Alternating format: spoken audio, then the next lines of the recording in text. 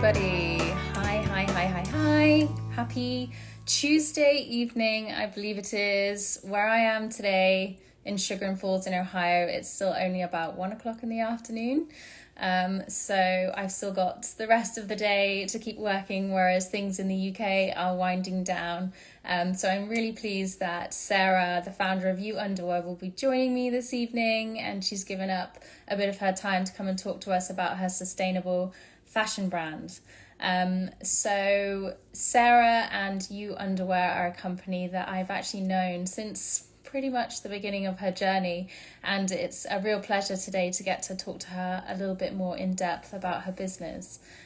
We've done a bit of work together in the sense that she has attended some of our zero waste markets, coming to some of our really early events, and it's been just an absolute pleasure to watch her company go from strength to strength over the last couple of years.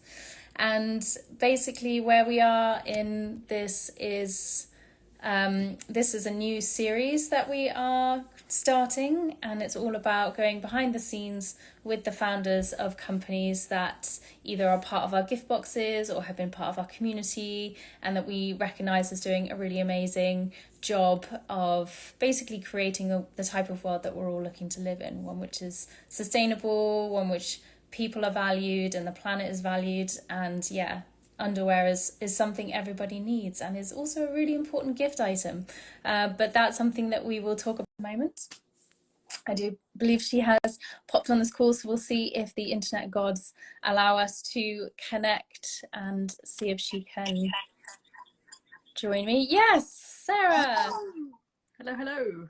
Hi. Hello from Ohio, USA. Nice. I noticed that in some of your posts earlier. I was like, ooh. Oh, very exotic, very exotic. Whenever I tell anyone I'm in Ohio, they're like, where and why and what is it about Ohio? But yeah, it's a sunny day here in Ohio. How's everything been in the UK? You're in the UK, I still imagine. I'm in the UK. I'm in Oxford I'm actually in our warehouse today, storage facility / my friend's house. It's raining. We had summer. Summer's gone. It's now raining. I heard about this. Wasn't there like a heat wave, and then I don't want to talk about floods because I've had a very terrible time of floods the last couple of days, but it sounds like it's been pretty extreme. Yeah, I mean, climate change in action. I don't want to say that, but definitely 30 odd degrees one day and then massive flooding the next. So it's hitting home. But yeah, it's been it's a traditional British summer with a bit of wild weather thrown in. Nothing work through, I suppose. But I was going to say it's a very apt. I think that's your logo, a big logo behind you, isn't it? Like a big banner. It is. That's our.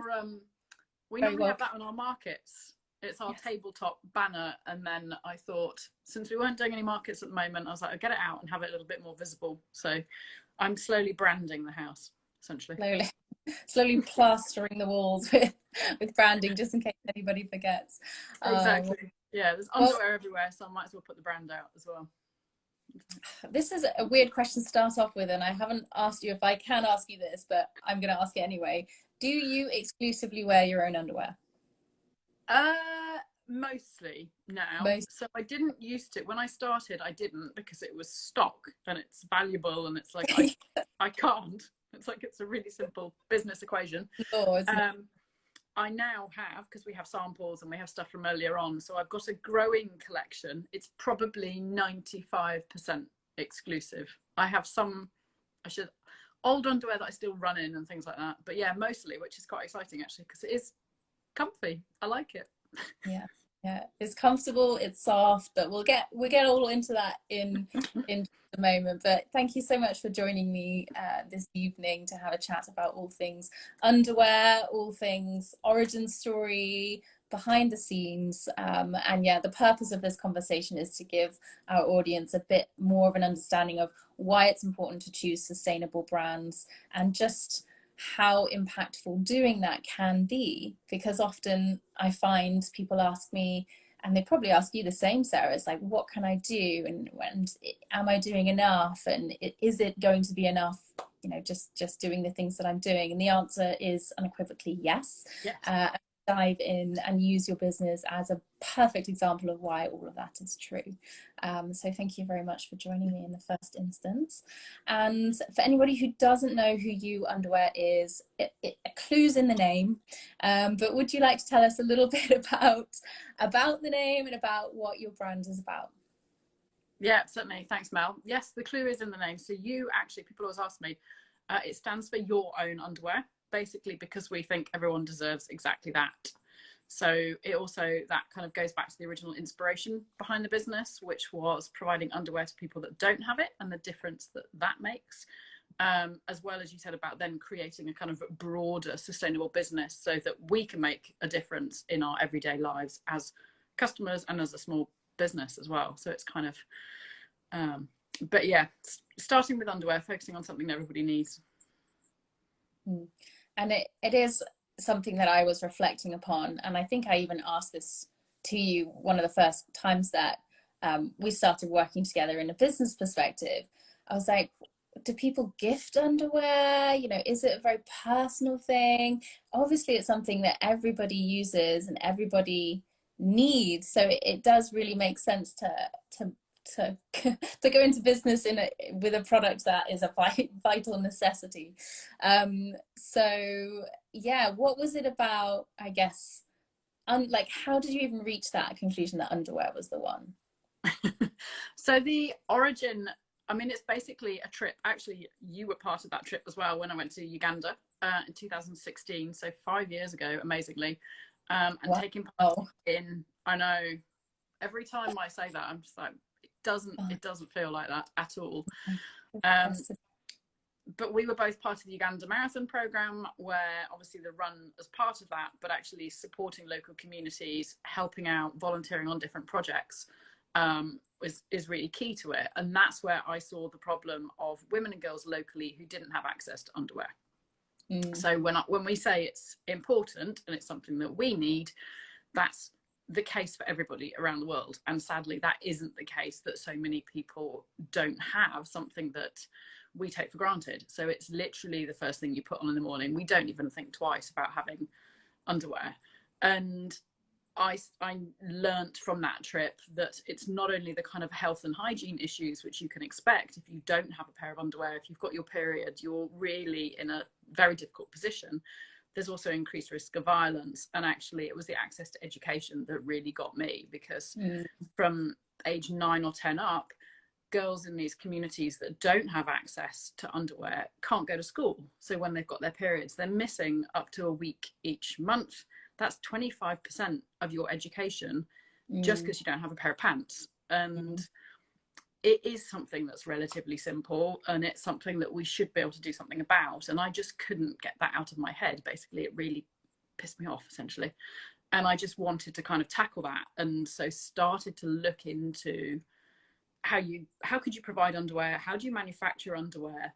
And then discovered some of the further problems around manufacturing and sustainability on that side, and actually cotton itself, because cotton underwear is better for you than synthetic fabrics, anything that's that close to your skin. But actually conventional cotton is an incredibly polluting crop. It's one of the world's most polluting, huge amount of insecticides, pesticides, water use, dyes, chemicals, all the way through the supply chain. And actually fashion more broadly is a nasty industry. It really is. And so once I started to look into that, I was like, well, if we're going to effectively empower women on one side, we want to not exploit on the other side. So having a sustainable supply chain was really, really important. So we worked with an amazing manufacturer on that side. And also making sure we only use fully certified organic cotton, so that we're not contributing to some of those challenges in India and other countries that grow cotton, and some of the problems faced by the farmers. So it came from trying to solve those problems. I didn't think it was going to be a business. I didn't set out to start a business. I don't know anything about fashion or manufacturing, and I've learned a lot. But it was just trying to solve that in the first instance. And then the business side came from trying to have an impact long term and trying to create something sustainable that could make a difference to people around the world effectively. And also as consumers, as we wanted to increasingly kind of have a positive impact through our purchases, then you can do that by buying something that's made well effectively and doesn't exploit people or planet through that. Wow. I mean, I absolutely love this story. It's such a beautiful reminder that even if the problems in the world feel quite vast and feel, you know, the image that I had when you were talking is almost like Pandora's box. You see one problem, you go into it, and all of a sudden there's all these other snakes and these things that come out of it, and you think, well, how can I solve all of this? But you're a really wonderful example of just how taking that next step and just being true to your values and curious about the problem can create something which is really remarkable. And I know that in the 5 years since that time, your brand has actually taken off quite a lot. I feel like I see Y.O.U Underwear everywhere, and there are awards coming, and you know, lots of people are really starting to spread the message. So I mean, just out of curiosity, like, to set the scene, what were you doing before this? Like, why on earth did you end up running a marathon in Uganda and meeting all these people and going on this journey? Like, what were you doing before that? What was your background? Yeah, why? So my background has actually always been in technology. So I first graduated, I wanted to be a weather forecaster, is my real background story. I did meteorology. I loved not the TV bit. I didn't want to do that, but I did meteorology and computing, and I really loved it. And climate change way back, like nearly 30 years ago, and then got into the kind of tech side effectively, and was doing digital technology projects in charities and for education publishing businesses. I worked at Oxfam for 5 years, running all of their digital platforms across their comms, across their fundraising, and also in the program, so where they could use it to improve the effectiveness of their work on the ground, which I absolutely loved. And then I actually shifted from there to the MS Society. So again, a kind of charity background, supporting people who had multiple sclerosis and how we could use technology to track their symptoms and things like that. Turned 40 and decided that I wanted to do something, go on a trip that was going to make a difference. So a big, you know, milestone for me age-wise, and also something that was about giving back. So not just going and climbing somewhere, but actually trying to contribute. Saw the Uganda Marathon through Escape the City and kind of some of the work that I was doing at the time. It was just like, that's it, that's amazing. And then that was a life-changing trip in a way that I really didn't expect. It's a few weeks out there. I happened to break my leg when I was out there, so I spent the next year, 15 months on crutches because I couldn't sit still, and I kept re-damaging it essentially, which gave me the opportunity. I had to stop. I tried to commute to London for a while and was just like, I can't do that. So I kept the consulting sort of business going on the side, and was able to put a bit of time into pants effectively, and just grew it as a side thing, not thinking that it would be a business, not thinking that it would be anything, just trying to solve the problem really. And then 5 years later, here we are with a small business and having an impact. And it's just like, it's amazing. But I really didn't think that at all. It's quite a strange journey when I look back on it, in terms of, it sounds simple to join the dots to underwear and Uganda and then India and everything else, but in reality it's a 5-year journey like that. So yeah. And I mean, it sounds like the guiding principles haven't varied necessarily. It's still, you know, this is still a problem. The lack of underwear, the lack of resources, lack of infrastructure, I think, is probably also a systemic issue in places like Uganda. And then you've got this idea of conscious consumerism blending together, and what you've created and are continuing to create is a really remarkable and simple on the outside solution to this, but behind the scenes there's obviously a lot that's gone on. And I'd love to talk to you a little bit more about the process that you've gone through in order to create the underwear, because you mentioned before a little bit about cotton, very rightly so. It is an intense crop, but it's also prolific, and it is used with abandon reckless abandon across a lot of fast fashion. It's blended with synthetics, and you've mentioned that actually having cotton, you know, pure cotton close to the skin is really good, especially in your intimates. But what was the process that you went through with regards to choosing cotton? Like, why not bamboo or something else like tencel? There are a lot of, and I'm not, certainly not a materials expert, so I'm genuinely asking out of interest.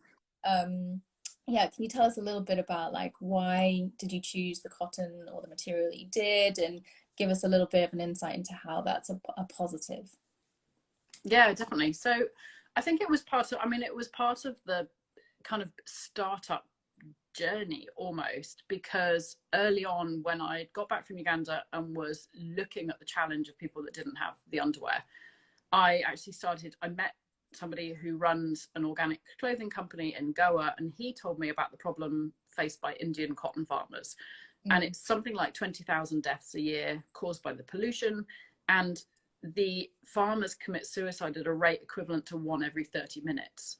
Oh, wow. And from that point, I was just like, again, it just hugely struck me that something that we do think as a natural product is causing this. And a lot of the companies that are producing the seeds also produce the pesticides that also produce the cancer drugs that are used to treat the people all the way back through. And it was just like, again, just so fundamentally wrong, essentially, was the only way. And it was kind of that. And he was working with a program called the Chetna Project, which is basically trying to support Indian farmers who are impacted by this and the pressure through the industry and the supply chain, and trying to make a difference to those communities and to the families left behind when with this high suicide rate. And it was then like, well, I can't do anything else other than support that program. And he introduced me to our manufacturer. They have a huge amount, so they've got visibility through the supply chain. So one of the issues in fashion and in manufacturing generally is that you don't know where you're producing this stuff. You speak to one person and then somewhere it's outsourced. And the manufacturer that we've got has that, not just the visibility, they own either the cotton farms or they work with local cooperatives where they know and they source it. So it's all guaranteed to be sustainably sourced. So it's fair trade, they pay and treat their workers fairly. They've got the SA 8000 legislation, and they do a whole lot more around supporting their workers with food, with education, with transport, and all sorts of stuff. So it was kind of going where I felt the values matched what we were trying to achieve. There are problems with, I think a lot of the cotton problems are the industrialization of it. Cotton itself isn't harmful. It's only when you try and produce it at that scale. And it's the same with bamboo. Bamboo itself is a natural crop, isn't harmful until you try and produce it at the scale that we need, that then you have to use all these additional resources and water and chemicals and everything, because it's just not possible to produce at that volume. So it's a bigger thing around consumption, really, that's actually the problem, which is kind of the same, I think, with sustainability more broadly. Nothing that you're producing is truly sustainable because you're making something new. So that the whole circularity piece comes into it. And so for me, it was kind of the best decision that we could make at the time, looking at all the different options. As I said, it was sort of 4 to 5 years ago. We're constantly looking at improving that, because you can do things with rain-fed organic cotton. So again, it's using less water. You can look at bamboo, you can look at other natural fibers. For us, it was the best decision at the time, and I still sort of revisit that, and I'm confident with that decision at the moment. But there's a huge innovation in garment tech basically coming through that, hopefully will have an impact where we're improving everything that we do. It also, having a high cotton content, allows you to be able to recycle the clothes effectively at the end of their life. So that's something that also feeds in, because I want to make sure that this stuff doesn't end up in landfill, and it allows us to recycle it. And the volume of cotton compared to some other fibers means that you can do that much more easily. So we actually were looking at making socks last year as part of our lockdown survival thing, when our manufacturing sort of supply chain would cut. And one of the reasons we didn't do it was because we just couldn't source at the level that had a high enough natural fiber content for longevity of the product, but allowing us to recycle. So it is a Pandora's box. I think that's one of the things that I've really noticed. When you unpack sustainability, there's always a lot more to it than you think. there's always some compromises and some decisions. And for me, it's identifying kind of where you want to be, where you are now, and kind of that journey and continual improvement. So organic cotton is something that at the moment is the best solution for us. But we've actually got projects with some Oxford University students at the moment to look at how we can improve that, and where there are new fibres and fabrics coming through, then we'll improve that as we can. I mean, you've done, wow. There's so much of that. I've learned so much just listening to you, even in the last 2 minutes. That's incredible. And, you know, firstly, well done. I mean, the word that you used just before about compromise, you know, that there is always going to be compromise when you're building a business that is sustainable, because sustainability is really hard to achieve, partially because of this idea of en masse, you know, trying to make big in the world. Also, when you're powering it through the consumerism model, like using a good to power change, you're inviting yourself to like engage in that idea of mass consumption, because to do more good you need to grow your business. And how do you like offset the impact of that? So it sounds like you're really taking every single step needed to constantly reevaluate that, which is literally the only thing that you can do. And I'm super interested about the innovation piece. And you've mentioned circularity once or twice. What would your dream scenario be? Like, where do you see Y.O.U Underwear being in a couple of years' time if you had, you know, well, a magic wand, but also what do you think might be realistic? Because there's a lot going on, it sounds like, in terms of research and new materials. Like, where do you see yourself in like a couple of years' time? I mean, there's a number of exciting things that I think are coming through that will impact sort of what we do and how we work. I think regenerative agriculture, which doesn't sound like it's anything to do with fashion and pants, but I think it is, because there's a lot. Patagonia, as one of the sort of leaders in this field, are doing a huge amount to produce regenerative cotton, so it's actually having a positive impact, not a negative one. That's going to make a massive difference once that becomes on stream, because I don't believe in producing at a scale that fast fashion or industrial agriculture, all these other kind of harmful things, we don't want to go down that route. But ultimately producing anything is having an impact. So I think you have to get to a net positive stage where basically you're putting more back in than you're taking out. So that will definitely have an impact. I think designing for and that will also improve the kind of circularity. So designing that in underwear is one of the only things that people do need to buy new. Everything else you really can thrift it, rent it, secondhand, etc., etc. But underwear is slightly different in that sense. But that doesn't mean you can't recycle it at the end of its life. And we're really trying to set up that scheme at the moment, so that we basically stop our items and any other items ending in landfill, because there's a massive quantity that gets dumped every year. I think our stuff, and you know, underwear is almost one of the smaller problems, because actually that is worn multiple times. It's the fast fashion, you wear it once, you return it, and it just gets dumped. And it's something like a garbage truck's worth every single day in the UK alone. And that is phenomenal, of stuff that is returned, is unworn, is new, whatever. And it won't go anywhere, because so much of it is synthetic in the fashion that we wear. So really making sure that that's part of it from our perspective, and more broadly with other fashion businesses. So we're trying to kind of design that in, so making sure that the fabric and the fibres that we use are high enough and good enough quality to be able to be recycled. They will either go into new fibres and new fabric, or be reused in insulation and car seats, or stuff that, you know, you don't need kind of virgin fibres for, but are still often used. So it's about making that, again, improving that impact at the end. And then probably improving every step all the way through, because even with our packaging, so we package our underwear in reusable organic cotton bags, so that there isn't plastic, and that's something that customers can keep, reuse, or send back to us, or not get for a discount. But ultimately you can improve sort of every step through that process, and our outer envelopes are currently biodegradable.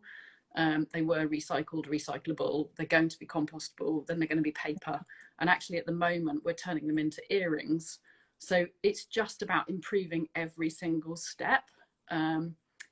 It's a journey. God, it probably will take me those 5 years that you've given me. Because every single thing, and as new technology and as new processes and innovations sort of come through, it's one of the things that I think my job is just to keep on top of those and see where we can mostly collaborate, to be fair, because we can't do a lot of this on our own. We're not big enough. And it's about finding partners, other small businesses, student projects, universities, people that are innovating in this space and will help us to develop and sort of buddy with us along this process, because a lot of it is learning for everyone and just how we can be more innovative in what we do so that everything that we produce is having at least not a negative impact, basically, is my aim. So fantastic, so fantastic. And this is what I love so much about small sustainable businesses, is that you are living in public at the forefront of innovation when it comes to like social impacts, when it comes to materials, or and like, you know, agriculture, all of these ways in which we live upon the planet and consume and connect and relate to one another is being played out in a business that you accidentally started. I think just yeah, and it's, I mean, that's, I love it, and I love it for that reason, because yeah, I accidentally started it. I'm accidentally running a fashion business, but being able to, and you'd never think underwear is innovative, and at one level it's not. It's such a simple item, but actually you can.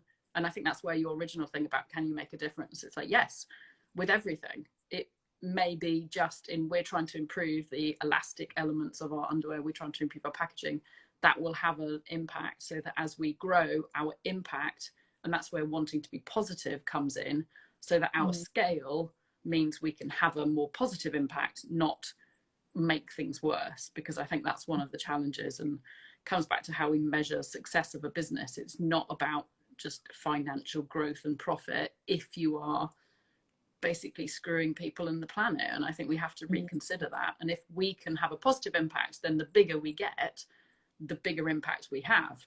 And going back to the Patagonia example, they clearly are doing that. And it's like, so you've just got to start somewhere small, make all those little changes and go from there. And it's just a smart, yeah. Right. You're also, am I right in saying you're getting a B Corp, or you're looking into like a B Corp certification as well? Is that something that you're in the process with at the moment, or? Yeah, so it is quite a process. We submitted our application in December last year, so it's we're going through the process at the moment. It's pending while they work with us to go through. So it's a massive piece of work. It's the B Corp, the B Impact Assessment is phenomenal in terms of what it makes you look at through your business, which is one of the brilliant things about it. But it's time consuming. It's quite hard. So we're going through each of the kind of 5 areas at the moment to basically prove everything, where we're doing all the things that we're talking about. And again, that's just the starting point. As and when we get the certification, that's then on a rolling basis. And it is about improving and working with the B Corp community to see where we can all do things better. So yeah, that will be a massive milestone when we get that, because that was one of the advantages of lockdown, was we had a bit of time we were able to kind of go through, but that's a 6-9 month process just to get ready to submit, and then it's that again to kind of go through the approval. But wow, absolutely remarkable. I mean, and I think this is the impact. The B assessment was initially part of, I guess, my original inspiration for doing this work, which is what you're taking part in, is this kind of building of a directory of brands who work in, you know, the sustainability space. And oftentimes they do also have a social impact. They also look at like animal welfare. They're also donating money to projects and things like that. And it's just this, there's a rich community in the UK and across the world at the moment of small businesses that are doing things better. So I think all the more recognition you can get for the work that you're doing, the better. And you're going to have a beautiful profile on our website, our Green Goods directory. Obviously, we've got a little bit of more insight from you during this conversation here, and it's really, really great to see your work is being recognised by the B Corp Impact Assessment. And yeah, just finding new ways to spread the message about wearing better underwear for the planet and for people. And it's just such a small decision, one that you make every year, that can really make a difference to people long term. And before we go, I know we've taken a half an hour of your time already, but I'm just curious to learn a little bit about your current designs, because originally when you started, and I've got an original pair myself. They're actually my boyfriend's. I've stolen them, but they're super comfortable. They were this lovely, gorgeous, like charcoal grey color, and you can get like sort of your basic standard colors. But now there's yellow, there's gold, there's red, there's all these, you know, Maasai style inspired pieces. Can you tell us a little bit about that? Yeah, so you have a first edition. That's amazing. Well, we started, I mean, obviously underwear is, there's the complexity of underwear. I had no idea. So there's 25 different styles of women's pants, basically. So that's not, it's crazy. We only have 4, I think, 4 or 5, but it's, yeah. And we started with neutral colors, basically, just because trying to get a range out across the sizes. We had 5 sizes to start. We've now got 9. So we go up to size from 6 to UK 22. To do that across ranges of colors, just the stock and volume is complicated, shall we say. And colors, we went from the neutral colors that were, because it was trying to be core part of your wardrobe, everyday items. The style is more everyday, comfortable, stylish, Calvin Klein style, if I can put it in that way. But we had so much demand for color, but everybody's color preferences is completely individual. So it was just like, I like red, I like blue, I like, no, can I have purple? And my decision then was, once we've got this core range of the kind of the black, white, couple of grays, different skin tones, was go back to the origin of the business, with some African inspired prints. And we partnered with an amazing designer in Nairobi called Kiko Romeo, Anne and Iona, mother and daughter team, who basically gave us some Maasai beadwork inspired patterns. And we were like, well, if we're going to go colorful, let's go for colorful. So this is, I've actually got some of them because we're launching. So we've got the red and the black at the moment, which are live on our site, and we are launching blue, green, I haven't got yellow, tomorrow. Wow. And they are amazing, even if I say so myself. They're really bright. They're all inspired by the Maasai community beadwork, and they all tell a story, and each of the colors mean something. And so it's like, well, if we're going to go colorful, then let's really go colorful and have something that kind of stands out. So we've got 3 colors coming tomorrow. You hold it up. So this is the green one. Oh, yeah, look at that. It's gorgeous. I love Very it. summery. We did a photo shoot a couple of weeks ago. People were swimming in them. They're really nice. They're just, and they're men's as well, men's and women's across the full range. And they basically support communities. So we have our donation model where we donate underwear to Smalls for All, but these ones are actually supporting local Maasai communities. So we're working with Kiko Romeo to support the communities that they were inspired by, effectively. So for every pair you buy, we're donating a pair to them, and also to the Ajuma Foundation in Kenya that supports, again, mostly women and girls with education, access to schooling, as well as sanitary products and that kind of thing. So that's quite exciting, because I mean, they are nice. And if you're going to have bright underwear that you kind of want to show off, then you may as well have a story behind it as well. So that's where they come in. Imagine that you're getting down to your underwear, and you're like, can I stop you there and just tell you exactly where I got this from? Yeah. Because it's very important. Exactly. A good icebreaker. Yeah, exactly. A bit of a gentle discussion to get things going. But I have also had the pleasure of feeling this new collection, because I think you had a few pieces when you were at our most recent market, and it is hands down the softest thing I've ever felt. It's like stroking the cheek of a cherub.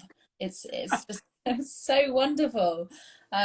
You can do our marketing, Mel. Yes. It's funny because organic cotton, that's one of the advantages, is that it's not treated in the same way. It's got different thread count and it is much softer.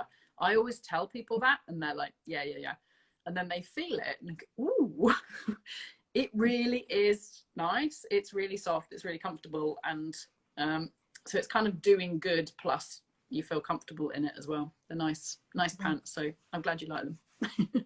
I just think it's wonderful. So we've got a stunning collection of bright, beautiful, bold colors that are the softest things you've ever felt in your life. They're made consciously. You're working towards circularity and getting more, I guess, recognition from the community for the amount of effort that you're putting in. You're benefiting people in local communities. You're supporting artists, supporting female empowerment. Good God, do you get a holiday, woman? I don't know. Who knows? But it's absolutely incredible, and it's just been fantastic watching your journey over the last 5 years and just seeing how devoted you are to making this change happen. It's really, really wonderful to see. So congratulations, I mean, first of all, good for you. Thank you, and thank you for your support. I mean, it's almost a coincidence that you were there in Uganda, but actually the work that you've done with Zero Waste Goods has made a massive difference to us, and we've met some of our best customers, and by best customers I mean the ones that send me the cards and that come to meet us at the markets and say hello and that kind of thing. So I really appreciate it, because you can't do that as a small business. You need help to get out there, and I think building the community that you're building, that is people that care and want to make a difference with stuff, is really valuable for us, but also for all the other small businesses and each other, because it can be a tough space to be in and you don't necessarily feel like you're always making a difference. And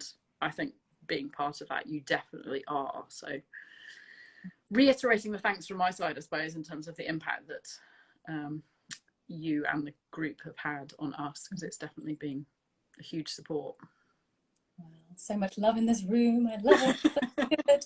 This is the first live that I've done since I've been on holiday, and I was like, my heart's pounding. I was like, what do I say? And it's just actually just been the most fun ever, because your brand is beautiful. You're an incredibly inspiring woman, and you're inspiring women around the world and men through the power of pants, which is just absolutely beautiful. Just an incredible, incredible initiative.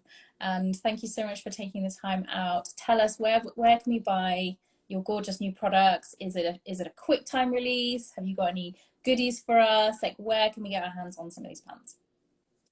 So current range is all on our website, youunderwear.com. It's on all the social channels, which is at Y.O.U Underwear UK. These colors, we've got the red and black, as I said, on there at the moment, live. These 3 colors are being launched tomorrow, so I've got a busy night and morning ahead before we switch that on. If you subscribe to our email newsletter, we plant a tree for everybody that signs up, and you'll get early access and a discount code through that as well. We have our exclusive Positive Pants Club, where we kind of release things early.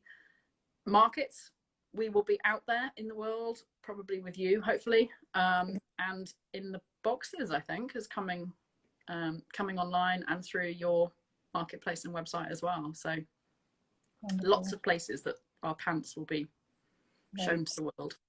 Right. Naughty knickers.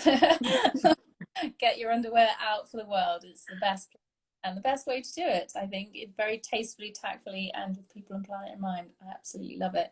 Well, good luck with your launch tomorrow. Really exciting to see the new colours, see how popular they're becoming. I can't wait to see the day when you're going to be in all of the shops. That may or may not be an ambition of yours, but just how great would it be to have a range that competes directly with all that crap that you find in Primark and all that. You know, can't wait for that to not even be a thing, you know. So keep up the good work.